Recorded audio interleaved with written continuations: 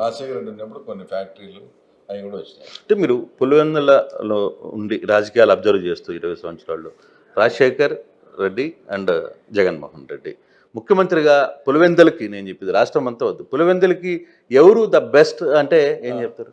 ఇప్పుడు మీరు ఈ ప్రశ్న నన్ను కాదు, ఏ వైఎస్ఆర్సీపీ వాళ్ళని అడగండి, వాళ్ళు నాకు తెలిసి సామెత రూపంలోనే చెప్తారు. అంటారు, హస్తి మశకాంతరం తేడా అంటే నక్కకు నాగలోకానికి అట్లా చెప్తారు. నో కంపారిజన్, అసలు కంపారిజనే లేదు ఆయనకైనా. ఆయన ఎప్పుడు ప్రజలను కలవాలా, ప్రజలను ఎంతమంది ఉన్నా రాత్రి 10:30 వరకు కూడా ఆయనే డోర్ తీస్తా మాట్లాడి డిస్పర్స్ చేసేవాడు. ఈయన దానికి డెడ్ అగెనిస్ట్.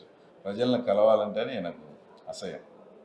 కాబట్టి అందువల్లనే ఇప్పుడు మేము ఈడ సర్వైవల్ కాగలుగుతున్నామంటే జగన్మోహన్ రెడ్డి చేసిన ఇప్పుడు విధానం. అందుకే నేను ఇంకో దాంట్లో కూడా చెప్పాను, ఇప్పుడు అట్లా అయిన జగన్మోహన్ రెడ్డి ప్రజలకు దూరమైనాడు. ఇక్కడ జగన్మోహన్ రెడ్డిని ఎవరు నమ్మే పరిస్థితి లేదు. అదృష్టవశాత్తు అవినాష్ అది తెలివి అనుకోవచ్చు, నిజంగానే సేవాతత్వం అనుకోవచ్చు, నేను కష్టపడి వివేకానంద రెడ్డి లేని లోటును నేను సరి చేసుకోవాలనుకోవచ్చు. అతను కొంత గ్యాదర్ చేసి ఇప్పుడు అవినాష్నే కొద్దిగా నమ్ముతారు ఇక్కడ. అవునా?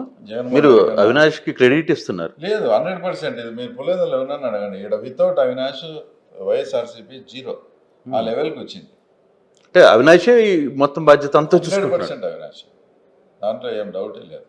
మళ్ళీ వేరే అంటే ప్రజలు కూడా రేపొద్దు నువ్వు పొరపాటున సీఎం అయితే నువ్వేమన్నా తాడేపల్లి కూర్చొని మాకు ఇంటర్వ్యూ ఉండదు, ఏదన్నా అడిగేది అవినాషే కదా అని అంతా అవినాష్కి అటాచ్ అయిపోయింది మొత్తం క్యాడర్ గీడర్ అంతా కూడా. కానీ ఈ ఎలక్షన్ కొంత వైసీపీ ఏమన్నా అంటే మీ అబ్జర్వేషన్లో పాత 20 సంవత్సరాల నుంచి జరిసిన ఎలక్షన్స్కి ఇప్పుడున్న ఈ జెడ్పీటీసీ ఎలక్షన్స్కి నేను కొంతమందితో మాట్లాడుతుంటే చాలా టోటల్ డిఫరెంట్గా ఉంది, మేము అప్పటికి ఇప్పటికి అని చెప్తున్నారు. అంటే అంటే వాళ్ళు ఎప్పుడు అంత డౌన్కో లేకపోతే కొంత భయంకి లోన్ కావడమో, కొంత ఆందోళన ఉండడమో, లేదు పోలీసులు క్వశ్చన్ మీకు అర్థమైంది నాకు. ఇప్పుడు ఒకటి వైఎస్ కుటుంబం అంతమంది రాజశేఖర రెడ్డి మీద, వివేకానంద రెడ్డి మీద ఆధారపడి నడుస్తూ పోయింది. ఆయన అలా చనిపోయారు రాజశేఖర రెడ్డి, వివేకానంద రెడ్డి ఈయనను వీళ్ళే చదువుకొని చేసుకోండి. అప్పటికే అవినాష్ రాజకీయాలు అయితే గోల్డెన్ స్పూన్తో వచ్చాడు. వివేకానంద రెడ్డి రాజశేఖర రెడ్డి నండక్క ముక్కాలు తిని రాజారెడ్డి వాళ్ళ భార్య వార్డు మెంబర్కు ఇదే పులివెందులకు పోటీ పెట్టి కూడా ఓడిపోయింది. వాళ్ళ కింద పడి వచ్చారు. అవినాష్ రెడ్డి వచ్చేటప్పటికి 2014లో వాళ్ళు చేసే మర్డర్లు కావచ్చు, ఈ కావచ్చు అంతా వచ్చి పరిపూర్ణంగా ఒక నామినేషన్ స్టేజ్కి వచ్చిన తర్వాత అతనికి ఎంపీ టికెట్ ఇచ్చారు.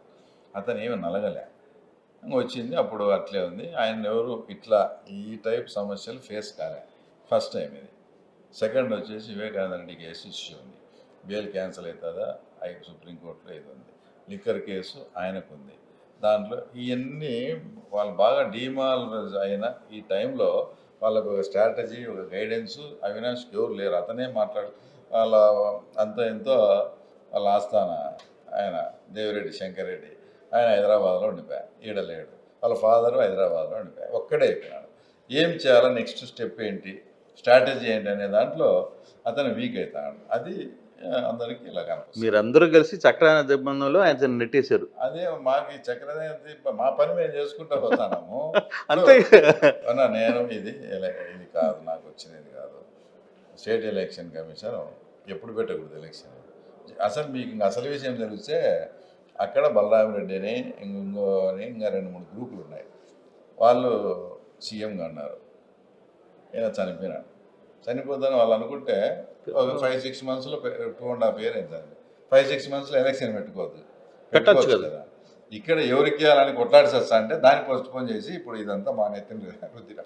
కానీ ఇప్పుడు 6 నెలల్లో 8 నెలల్లో జెడ్పీటీసీ టైం అంతే కదా ఈ జెడ్పీటీసీ, దానికి ఇంత ఎఫెక్ట్స్ ఎందుకు పెడుతున్నారంటే ఏం చెప్తారు? అంటే ఇప్పుడు పోటీ చేస్తాము, ఇప్పుడు కంటెస్ట్ చేస్తున్నాం కాబట్టి ఈ ప్రాంత సమస్యలు ప్రజల్లో నేను గ్రీవెన్స్ చేసి ఉండే ఓపెన్ విషయం చెప్తాను. ఈ ప్రాంతం మీద చిన్న యూనిట్ 10,000, దీంట్లో నేను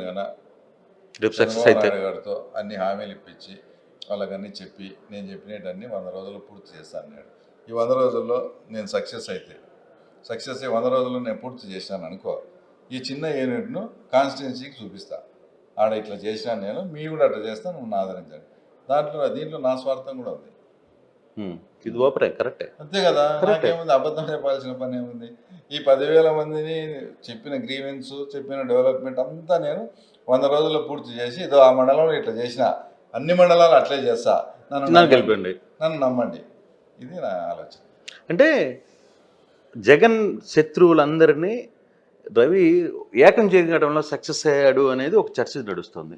అందులో ఒప్పుకుంటారా? ఆ మాటకు మీరు ఒప్పుకుంటారా? ఒప్పుకోవాల్సిందన్న. ఇప్పుడు ఎందుకంటే కొన్ని ఇప్పుడు నాకు వచ్చేసి ఒక రకంగా ఒకరు గాడ్ ఫాదర్, ఈ ఎలక్షన్స్ దీంట్లో రకంగా ఆదన్నకు జగన్కు మామూలుగానే అతన్ని నా మాదిరి ఆయన ఇరికిచ్చారు. రమేష్ అన్న నాకు ఎట్లా ఉంటాడో మీ అందరికీ తెలుసు. వీళ్ళందరూ ఇప్పుడు సునీత వాళ్ళు వాళ్ళ బాధితులు వాళ్ళు, ఇవన్నీ ఏకమైన అంటే ఇంటర్నల్గా కాన్సెప్ట్ అయితే వాళ్ళకందరూ అగనెస్టే.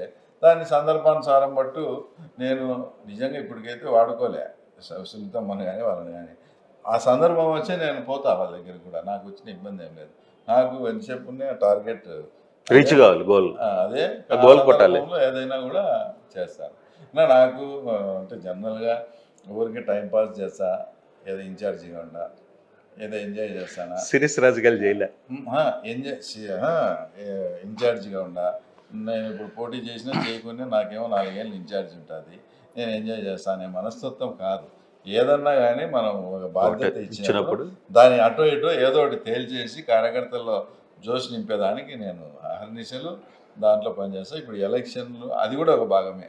క్యాడర్ను మళ్ళీ అందరినీ సమయాత్తపరిచి ఇన్నాళ్ళు, అంటే అది నా మనసులో మాట కాదు కానీ ఇన్నాళ్ళు మనము ఎట్లా భయపడతా మనల్ని ఇన్ని 30 ఏళ్ళు ఎలక్షన్ చేస్తూ ఉన్నారో, ఈరోజు మనం ఏం చేయకున్నా కూడా వాళ్ళు ఆ రకంగా భయపడతారు. అంటే మామూలుగా మా వాళ్ళు చెప్పేది ఏంటంటే సీసీ కెమెరాలు పెట్టాలి, ప్రజాస్వామ్యబద్ధంగా ఎన్నికలు జరిపించాలి, అవి పెట్టాలి, పోలీస్ ఫోర్స్, ఇదంతా ఈ 30 ఏళ్ళ నుంచి మా వాళ్ళు చేసే పని ఎలక్షన్ కమిషన్కు. ఇప్పుడు వాళ్ళు చేస్తారు అది. అంటే నేను చెప్తున్నా అట్లాంటి కొన్ని క్యాడర్కి ఏమవుతాయంటే ఇది కదా మనల్ని. అవినాష్ ఒక మాట, ఒక ప్రెస్ మీట్లో ఒక మాట చెప్పారు, మా బలాన్ని మేము సహనంతో ఉన్నాం కాబట్టి మీరు రెచ్చిపోతున్నారు, అది దాటిన తర్వాత పరిస్థితులు వేరుగా ఉంటాయని. అది ఇండైరెక్ట్ గా రవికే వార్నింగ్ ఇచ్చారు. ఇది ఏదో సామెతం చూడు, వాడు లేచే మంచి కాదని. అట్లా ఆయన ఏం చేస్తాడో చేసుకోమని, ఏమి చేస్తాడో చేసుకోమని. ఏంది వాళ్ళ గురించి నాకు తెలుదా?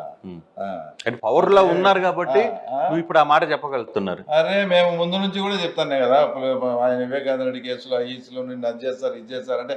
జగన్మోహన్ రెడ్డి ముఖ్యమంత్రిగా ఉన్నప్పుడు నన్ను కిడ్నాప్ చేసుకుపోయినప్పుడు అవతల ప్రెస్ మీట్లో నీకెవరు ఉన్నారు జగన్, ఉండే బాబాయిని చంపుకున్నావు, నాకు 4 అన్నదమ్ములు ఉన్నారు ఏం అని మాట్లాడినా నేను. ఇప్పుడు కాదన్నా మాట్లాడేది అతనితో.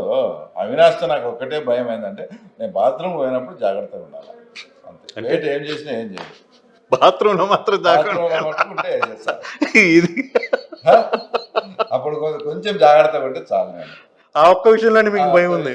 నాకు భయం ఉంది, ఎందుకంటే వాళ్ళకి బాత్రూమ్ అంటే కొంచెం బాగా ఎక్స్పీరియన్స్.